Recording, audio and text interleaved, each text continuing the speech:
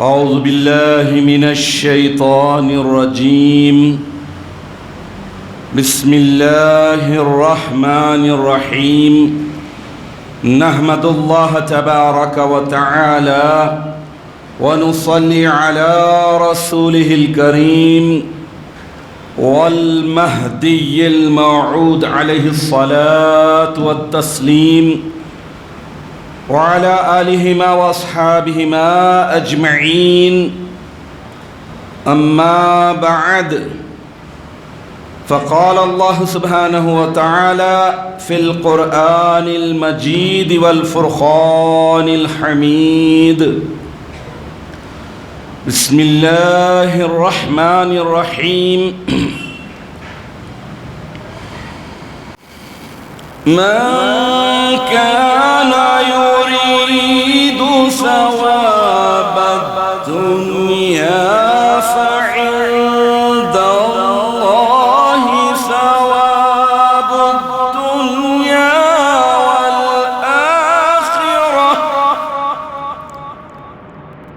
وكان الله سميعا بصيرا. صدق اللہ العظیم. سورہ نساء آیت نمبر 134. عزیزان محترم، رمضان المبارک کا یہ مقدس مہینہ بڑی تیزی کے ساتھ گزرتا جا رہا ہے. اس مہینے کے تعلق سے اللہ کے رسول صلی اللہ تعالیٰ علیہ وسلم ارشاد فرما دیے تھے کہ وَهُوَ شَهْرٌ أَوَّلُهُ رَحْمَةٌ وَأَوْسَطُهُ مَغْفِرَةٌ وَآخِرُهُ عِتْقٌ مِّنَ النَّارِ. یعنی رمضان المبارک کا مہینہ وہ مہینہ ہے جس کا پہلے 10 دن رحمت ہی رحمت ہے، اور درمیانی 10 دن مغفرت کے ہیں، اور آخری 10 دن دوزخ کی آگ سے آزادی کے ہیں. تو دیکھتے دیکھتے رحمت کا پہلا دہا گزر چکا ہے، اب قریب الختم ہے. لیکن ایک بات ذہن میں بٹھا لیجئے کہ اللہ تبارک و تعالیٰ کی رحمت رمضان المبارک کے ابتدائی 10 دنوں یعنی پہلے دہے تک ہی محدود اور سکڑی ہوئی نہیں ہے.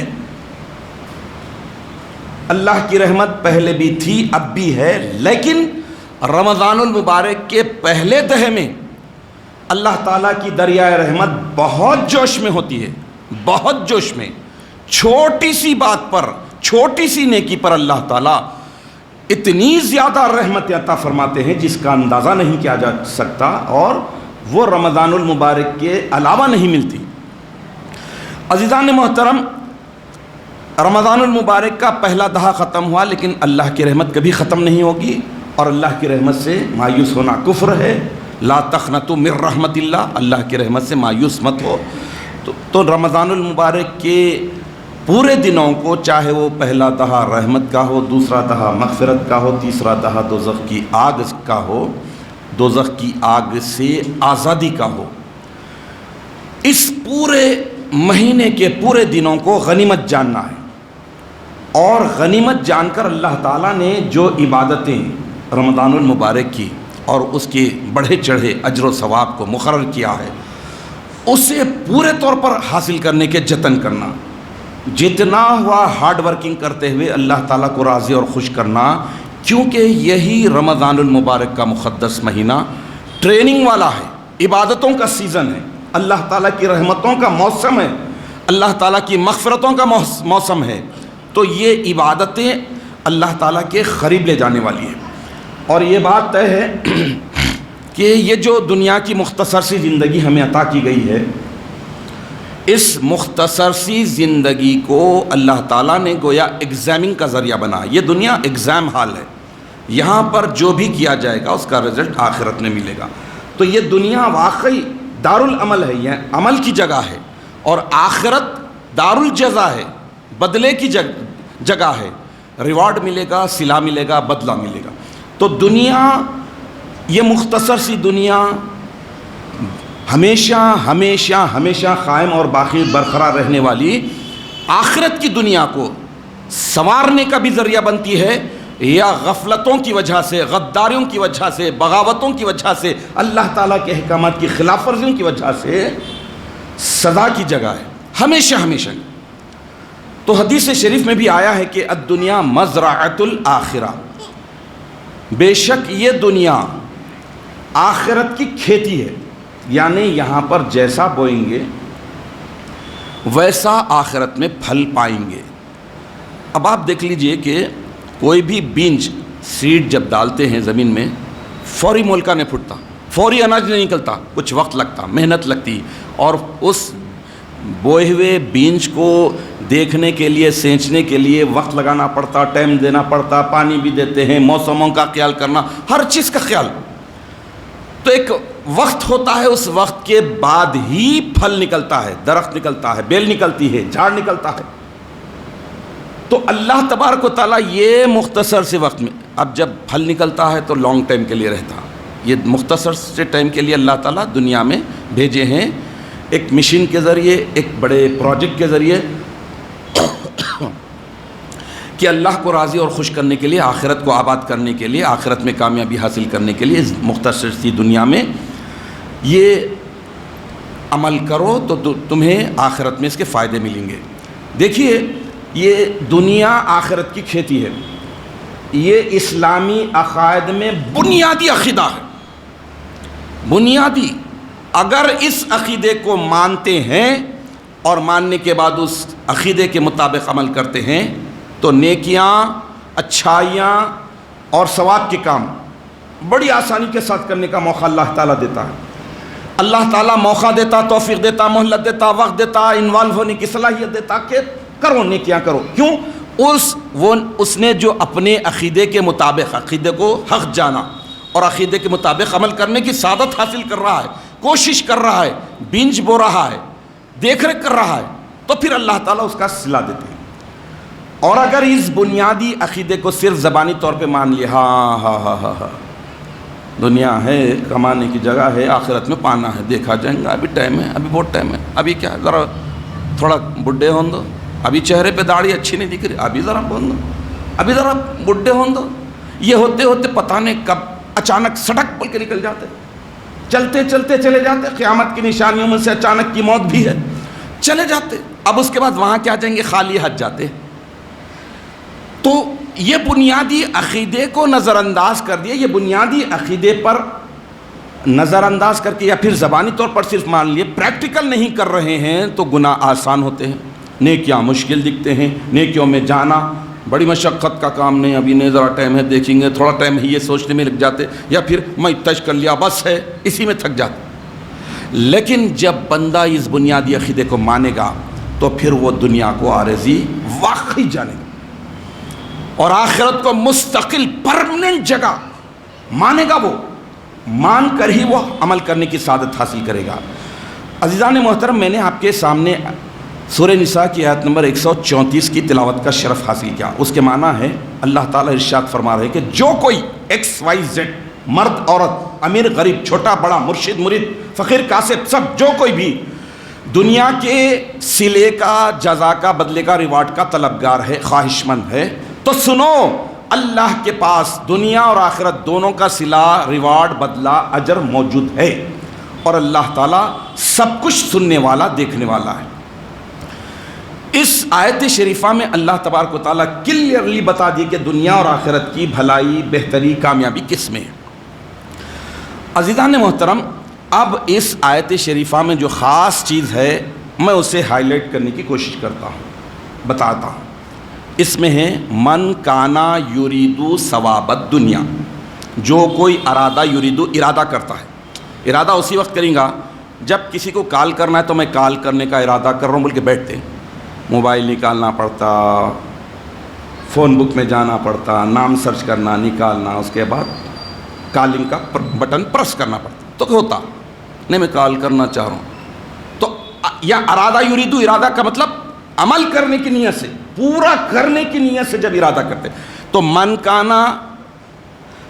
کانا یریدو ثواب الدنیا، جو کوئی دنیا کا ثواب، بدلہ، صلہ، ریوارڈ، پنیا، ہندی میں پنیا بولتے، یہ چاہتے ہیں، تو اللہ تعالیٰ ارشاد فرما رہے ہیں کہ سنو سنو ذرا سنو، فعند اللہ، اللہ کے پاس ثواب الدنیا والآخرہ، دنیا کا بھی ثواب ہے، آخرت کا ثواب الدنیا والآخرہ، دنیا کا بھی ثواب اور آخرت کا بھی ثواب۔ تو اب اس میں سب سے اہم لفظ ہے ثواب۔ ثواب کا معنی بولتے کہ چھوٹا بڑا کوئی بھی جانتا، ثواب بولے تو اچھے عمل کا بدلہ۔ ڈکشنری کے اعتبار سے ثواب کا معنی ہے ثواب، انعام، جزا، بدلہ، انگلش میں ریوارڈ، ہندی میں پنیہ۔ اب ثواب یہ مصدر ہے، اس کا مشتق ہے ثوب، ثوب سے بنا ہے، اس کے معنی ہے کسی چیز کے اپنی پہلی حالت کی طرف لوٹنے اور رجوع کرنے کے ہیں۔ ثواب اپنی پہلی حالت کی طرف رجوع کرنے کے، اس لیے انسان کے اعمال کی جو سزا و بدلہ اس کی طرف لوٹتا ہے اسے ثواب کہا جاتا ہے، جو بھی عمل کیا۔ لغوی اعتبار سے گو کہ ثواب کا استعمال اچھے اور برے، نیک اور بد، دونوں قسم کے اعمال کی جزا و صلے میں بدلے کے لیے استعمال ہوتا ہے، لیکن عام طور پر ثواب کا زیادہ تر استعمال نیک اعمال، اچھے اعمال کا بدلہ، نیک اعمال کی جزا، ریوارڈ، اس کے لیے استعمال ہوتا ہے۔ تو اب اس آیت شریفہ میں اللہ تبارک و تعالیٰ ارشاد فرما رہے ہیں کہ جو کوئی دنیا کے ثواب کا طلبگار ہے تو دنیا اور آخرت کا ارادہ نجات کا ذریعہ ہے، یعنی دنیا کے تم ثواب کو چاہتے ہیں تو سنو، ثواب دونوں کا چاہو، دونوں کے ثواب کا ارادہ رکھو، دنیا کے بھی اور آخرت کی، اور دونوں کے ثواب کا ارادہ ہی ایک مومن بندے اور ایک انسان کی کامیابی، کامرانی اور نجات کا ذریعہ ہے۔ رمضان المبارک کا یہ مقدس مہینہ اور اس مقدس مہینے کی ساری عبادتیں، ساری کی ساری عبادتیں دنیا اور آخرت کے ثواب، دنیا اور آخرت کی جزا، دنیا اور آخرت کے بدلے، بہترین بدلے، دنیا اور آخرت کے ریوارڈ، دنیا اور آخرت کے پنیہ کا بہترین ٹریننگ دینے والا مہینہ ہے یہ رمضان المبارک کا مقدس مہینہ۔ اسی لیے شاعر کہتا ہے کہ مل جاتی ہے ایمان کو تازگی رمضان سے، مل جاتی ہے ایمان کو تازگی رمضان سے، روح بھی پاک ہو جاتی ہے نماز و قرآن سے۔ تو رمضان المبارک کا یہ مقدس مہینہ ایک مومن بندے کو زبردست ٹرین کرتا ہے کہ دنیا اور آخرت ہر دو جگہ کے ثواب کی بھرپور تیاری کرے۔ عزیزان محترم، ارادے جب سچے پکے ہوں اور ارادوں میں پختگی ہے دائمی، اور اس کے ساتھ ساتھ مخلصانہ طور پر کر رہے ہیں، صرف اللہ کو راضی اور خوش کرنے کے لیے کر رہے ہیں، تو فعند اللہ، تو نیکیاں اللہ کے پاس ہونے کا سبب ہے۔ اب یہاں پر اس جملے میں لطیف، آیت شریفہ میں بہت لطیف اشارہ ہے، جو کوئی دنیا کے ثواب کا طلبگار ہے فعند اللہ، تو اللہ کے پاس ثواب الدنیا والآخرہ، اللہ کے پاس دنیا اور آخرت دونوں جگہ کا ثواب ہے۔ تو معلوم یہ ہوا کہ اللہ کے پاس دنیا اور آخرت کا بدلہ، ریوارڈ، صلہ ہے، تو پہلے بندے کو اس بات کی بھرپور کوشش کرنی چاہیے، منظم ارادہ کرنا چاہیے، منصوبہ بندی کرنی چاہیے، پلاننگ کرنی چاہیے اللہ کے پاس ہونے کی، اللہ کے قریب ہونے کی، اللہ کے کلوز ہونے کی۔ جب اللہ کے قریب ہوتے ہیں، پاس ہوتے ہیں، تو پھر دنیا اور آخرت کا ثواب مل جاتا ہے۔ عزیزان محترم، آیت شریفہ میں اللہ تبارک و تعالیٰ دونوں ثوابوں کو بٹورنے کا حکم دے رہا ہے، بتا رہا ہے کہ دیکھو تم خالی دنیا کے ثواب کے طلبگار ہیں تو سنو، دنیا اور آخرت دونوں کا ثواب، دونوں کا بدلہ، دونوں کا ریوارڈ اللہ کے پاس ہے۔ تو اس کے لیے میں ایک امیر المومنین سیدنا علی المرتضیٰ کرم اللہ وجہہ الکریم کا ایک ارشاد مبارک رکھتا ہوں، تو اس سے ہمیں اللہ کے قریب، اللہ سے کلوز ہونے کا طریقہ معلوم ہوگا۔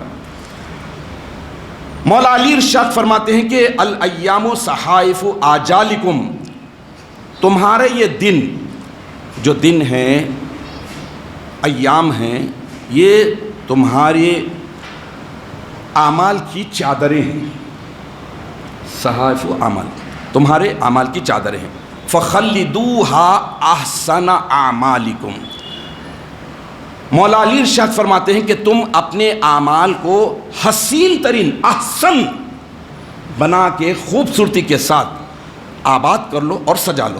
خلدو، ہمیشہ، ایک آدھ وقت نہیں، ایک آدھ دن نہیں، بلکہ سارے کے سارے دن جب تمہارے اعمال کی چادریں ہیں تو سارے دنوں میں اپنے اعمال کو ہمیشگی کے ساتھ آباد کرو اور سجا لو۔ تو معلوم یہ ہوا کہ ایام، دن ہمارے اپنے اعمال ہیں، تو اسے ہم اپنے خوبصورت ترین اعمال سے ہمیشگی کے ساتھ دائمی طور پر آباد کریں، سجائیں۔ تو یہ رمضان المبارک کا مقدس مہینہ اسی بات کی ٹریننگ دیتا ہے۔ عزیزان محترم، انسان کا عمل کرنا کوئی معنی نہیں رکھتا جب تک کہ عمل میں خلوص نہ ہو، محبت الہی نہ ہو، اللہ کی محبت نہ ہو۔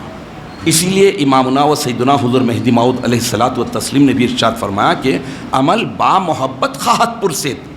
دنوں کو تم اپنے سجانا چاہتے ہیں تو عمل جو بھی کر رہے ہیں محبت کے ساتھ کرو۔ جو عمل محبت کے ساتھ کیا جائے گا وہی عمل اللہ تعالیٰ کے پاس پوچھا جائے گا، تولا جائے گا اور اس کا ریوارڈ اور ثواب بدلہ دیا جائے گا۔ تو نیک اعمال کی قبولیت کی کچھ تو کچھ نشانی ہونی چاہیے۔ انسان نیک عمل کرتا ہے تو سب سے بڑی بات یہ ہے کہ نیک اعمال کی قبولیت کی سب سے بڑی نشانی، سائن یہ ہے کہ آدمی، مومن بندہ نیک عمل کرتے ہوئے، نیک عمل کرنے کے باوجود اس بات کے لیے لرزتا رہے، گڑ گڑاتا رہے، روتا رہے کہ میرا عمل تو ناقص ہے، میرا عمل تو کھوکھلا ہے، لیکن تیری ذات بڑی ہے، تیری رحمت بڑی ہے، تیری مغفرت بڑی ہے اور تو ہی قبول کرنے والا ہے، لہذا مجھے میرے اس عمل کو قبول فرما۔ یہ سب سے بڑی نشانی ہے اعمال صالحہ کی، نیک اعمال کی کرنے کے باوجود۔ تو آپ تاریخ اٹھا کر دیکھ لیجئے کہ انسانوں کا سب سے اعلیٰ و اشرف طبقہ انبیاء کرام عبادتوں میں مصروف رہتے، لیکن اس کے باوجود روتے۔ سید المرسلین رحمت للعالمین افضل الانبیاء محمد عربی صلی اللہ تعالیٰ علیہ وسلم رات بھر ٹھہر کر قرآن پاک کی تلاوت کرتے ہوئے نماز میں اپنے پیروں پر ورم آ جا رہا ہے، سوج جا رہے ہیں، اس کے باوجود رو رہے ہیں۔ تک جب سجدے میں روتے ہیں تو وہ جگہ بھیگ جاتی ہے۔ کیا وجہ ہے؟ یہ پہلی نشانی ہے قبولیت کی۔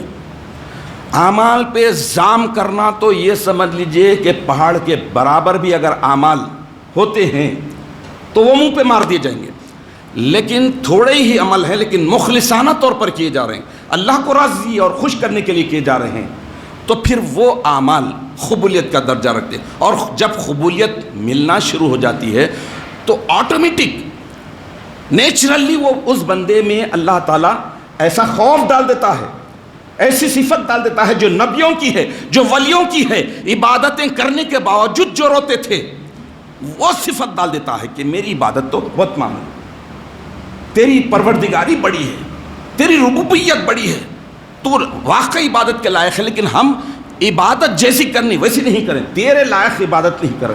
یہ روتا ہے، گڑ گڑاتا ہے۔ تو یہ رونا اور کرنا یہ اعمال صالحہ کی قبولیت کی نشانی ہے۔ اعمال پر تکیہ کبھی بھی خدا را مت کیجیے، اعمال پر کبھی بھی غرور کرنا تو انسان کو تباہ و برباد کر دیتا ہے، اعمال پر تکیہ کرنا یہ بھی انسان کو نقصان پہنچا دیتا ہے۔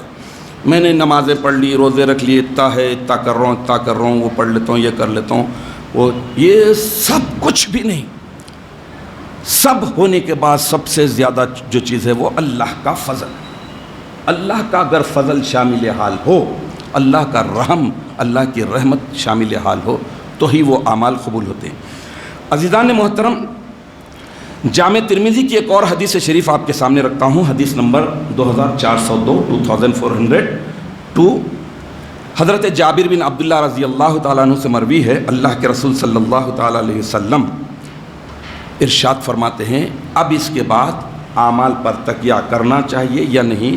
یہاں پر زندگی سکون سے گزارنا، عیش کے ساتھ گزارنا کیسا ہے، یا پھر یہ کہ یہ دارالعمل ہے تو عمل کرنا، مشقت اٹھانا، جھیلنا، مصیبت جھیلنا کیسا ہے، یہ حدیث سے پورا کلیئرلی سمجھ میں آ جائے گا۔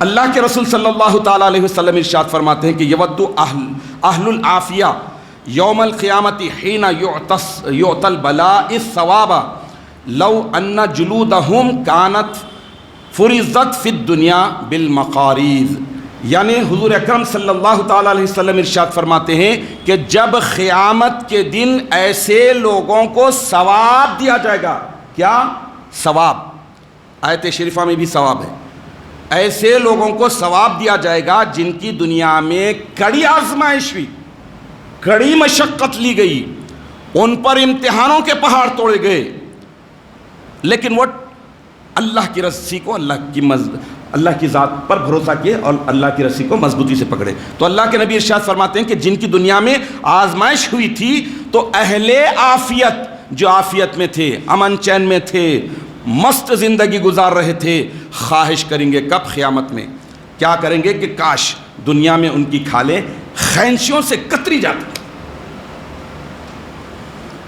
اب آپ سوچئے کہ اس حدیث شریف میں اللہ کے رسول صلی اللہ تعالیٰ علیہ وسلم جو فرما رہے ہیں کہ ثواب کا ذکر کرتے ہوئے، یعنی جن لوگوں کو دنیا میں مشقتیں اٹھانی پڑی، مصیبتیں جھیلنی پڑی، ان کو جو ریوارڈ دیا جا رہا ہے، جو صلہ، جو بدلہ، جو پنیہ ان کو دیا جا رہا ہے، وہ دیکھ کر جو مشقت نہیں جھیلے، جو مصیبت نہیں جھیلے، وہ اس طرح کا اللہ تعالیٰ کے سامنے اظہار کریں گے کہ کاش ہمارے اپنے ہاتھوں میں خینچیاں ہوتی اور اپنے ہم ہاتھوں سے اپنی ہی کھالوں کو ادھیڑ دیتے اور کتر دیتے۔ تو مطلب ثواب کتنا ملا، بدلہ کتنا ملا مشقتوں کا، مصیبتیں جھیلنے کا۔ اس لیے کہا جاتا ہے کہ جو زمین کے اوپر مشقت جھیلتے ہیں زمین کے اندر راحت میں رہتے ہیں، اور جو زمین کے اوپر عیش میں رہتے ہیں وہ زمین کے اندر مشقت، مصیبت اور عذاب جھیلتے ہیں۔ عزیزان محترم، اس حدیث شریف سے یہ معلوم ہوا کہ آج کل کیا ہے، لوگ ذرا تھوڑا کچھ بھی مصیبت آزمائش آتا ہے کہ بوکھلاہٹ میں مبتلا، آئی یہ میرے کچھ کئی کو ہو گیا، ارے یہ میرے کچھ کئی کو پیش آ رہا، ارے مائش کئی کو ملا، ایسا کیا تو بھی ہو گیا۔ اب اوپر سے پھر احسان جتاتے، میں نمازاں بھی پڑھ رہا ہوں، روزے بھی رکھ رہا ہوں، شاہ ابراہیم کے پاس بھی پابندی سے جا رہا ہوں، وہ بھی کر رہا ہوں، یہ بھی کر رہا ہوں۔ تو آزمائش، اللہ تعالیٰ یہ سمجھنا آزمائش رحمت بن کر آ رہی ہے، تمہیں رینیو کیا جا رہا ہے، تمہیں چمکانا چاہتا ہے اللہ تعالیٰ، ریفریش کرنا چاہتا ہے۔ کتنی بڑی مصیبت آ جانے دی، تو آزمائش سے وہ گھبراتے ہیں جو پھسپھسے ہوتے ہیں، بدبدے ہوتے ہیں، کھوکھلے ہوتے ہیں، بے ایمان ہوتے ہیں۔ جو ایماندار ہوتے ہیں، گھٹ ہوتے ہیں، مضبوط ہوتے ہیں، یہ بلا چھوٹی ہے، ایک بلا گئی، آؤ اور کتنی بلائیں، آؤ اور کتنی بلائیں، آؤ۔ تو آزمائش، مصیبت انسان کے لیے تطہیر کا ذریعہ بنتی ہے، پاکی کا ذریعہ بنتی ہے، ریفریش، رینیو کرتے ہیں اللہ تعالیٰ۔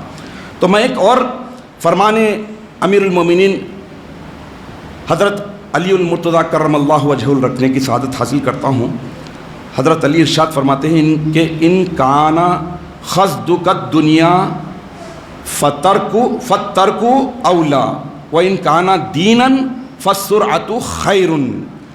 اب اس میں بھی وہی بات بتائی جا رہی ہے۔ مولا علی ارشاد فرماتے ہیں کہ اگر تم دنیا کا ارادہ رکھتے ہو، دنیا چاہتے ہو، دنیا کا ارادہ رکھتے ہو، تو اسے چھوڑ دینا، اسے ترک کر دینا تمہارے حق میں بہت بہتر ہے، اولا، بہت بہتر، سب سے زیادہ بہتر ہے۔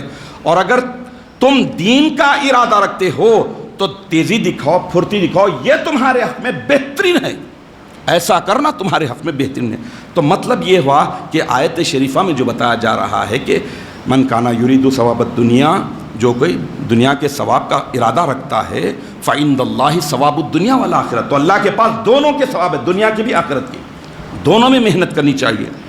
تو بہرحال یہ رمضان المبارک کا مقدس مہینہ ایسا مہینہ ہے جس میں اعمال صالحہ میں تیزی اور پھرتی دکھانا ہے، اور اسی کی ٹریننگ دے رہا ہے رمضان المبارک کا یہ مقدس مہینہ۔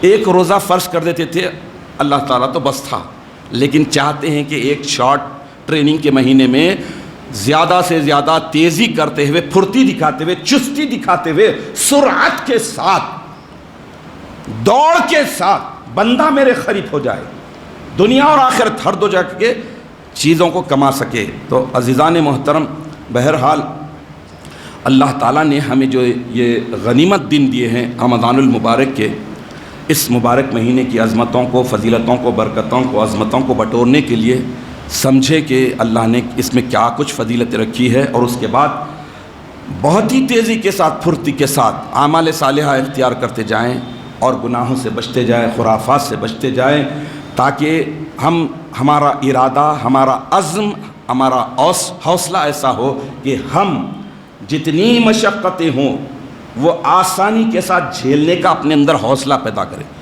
جتنی مصیبتیں ہوں ان مصیبتوں کو بازو رکھتے ہوئے اللہ کی مرضی، اللہ کی اطاعت، اللہ کی عبادت اور بندگی کو اولویت دے، ترجیح دے، اور اس کی عبادتوں میں ایسے مصروف ہو جائے کہ خود بخود جو آزمائشیں ہیں، جو مصیبتیں آئے ہیں، وہ خود کافور بن جائے گی اور روئی کے گالوں کی طرح اتر جائے گی، اڑ جائے گی۔